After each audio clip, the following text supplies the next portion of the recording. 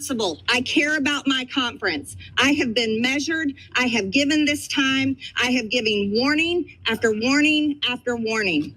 And that's why we don't have to rush. We can do it next week. Mike Johnson can do some really, he can pray about it, think about it all weekend, do the right thing and resign, giving our conference time to elect a new leader, a new speaker of the House. She's responsible, she says. Marjorie Greene providing very little evidence towards that. But I like everything that she said right there, as she promised that coming up in about a week, she is going to try to eject Mike Johnson from his role as Speaker of the House. I would like to note a couple things that she did there. I love that she mocked the idea of praying. Did you notice that? Was that for me? Like, I know I'm an atheist, but doesn't she pretend to be a Christian? Like, he could pray about it if he wants to. You know, that stupid thing Christians believe or whatever. That was nice, Marjorie. Thank you for that. Hey, I'm glad you're here. Listen, in order for the Damage Report to keep on going, we need viewers like you to become a member on YouTube. Can you click the join button on YouTube today? Thank you. And I love the idea that how can you pitch her as being irresponsible when she has given multiple warnings about the crazy thing that she's going to do? I'm sorry, Marge, but that's not how it works. If I just go in the middle of a mall every day at noon and declare that soon I'm gonna poop, like, that's still irresponsible. It's still super weird. I don't care if you warn me for 3 days or for a full week. You're still a weirdo, okay? Now, the weird thing that you're doing is damaging the Republican Party. So it's no sweat off my back or whatever the expression is. You keep doing that, but we're going to recognize how insane you are, even if the target of your insanity is not the Democratic side.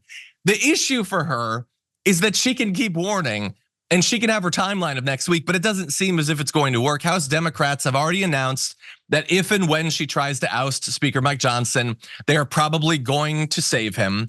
Now, she greeted that with a little bit of an overtop statement, I think. She says, now we have Hakeem Jeffries and the Democrats coming out, embracing Mike Johnson with a warm hug and a big, wet, sloppy kiss. And they are ready. They have endorsed him. They are ready to support him as Speaker. They want to keep it going, keep the band together. Why? Because Mike Johnson is giving them everything they want. Look, I don't know the weird thing about having to make everything she disagrees with sexual and or gay. I don't understand why small-minded people think that way, but that's what she does. And they're not saving Mike Johnson because he gives them everything they want. Him being there is probably preferable to whatever would replace him. And I don't know what that would be. She doesn't seem to know what that would be either. But also, Democrats have this weird thing where they technically like it when government can function a bit.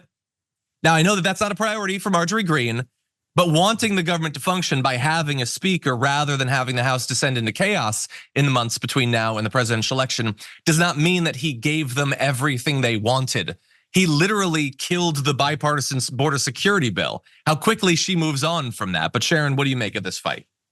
Well, I think that number one, he can stay as long as he's mostly a good boy, whatever that means, given the dynamic here. Marjorie Taylor Greene is somebody who is basically like Donald Trump. Like you said, she's announcing it.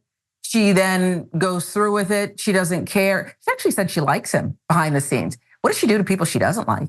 Oh, she chases him down the hallway like AOC. But this is a circus, and that's exactly what she wants. Unless the checks stop and the government grinds to a halt and our seniors can't, buy food or house themselves or get medical treatments because everything just ceases, then she's not happy.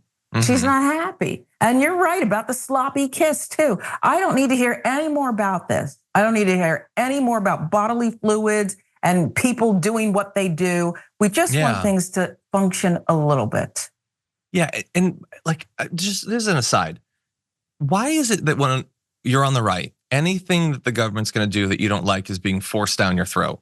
Like, there are other metaphors in the English language. It's a big language. It's drawn from a variety of different linguistic traditions.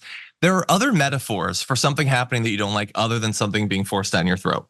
I know that you like making it about that, and also there's a side of kind of projecting about one of your worst fears and or interests, but it doesn't need to be a part of politics is what I would say. So can we move on from that metaphor? Thanks for watching our video. Did you know that you can support our show by becoming a subscriber?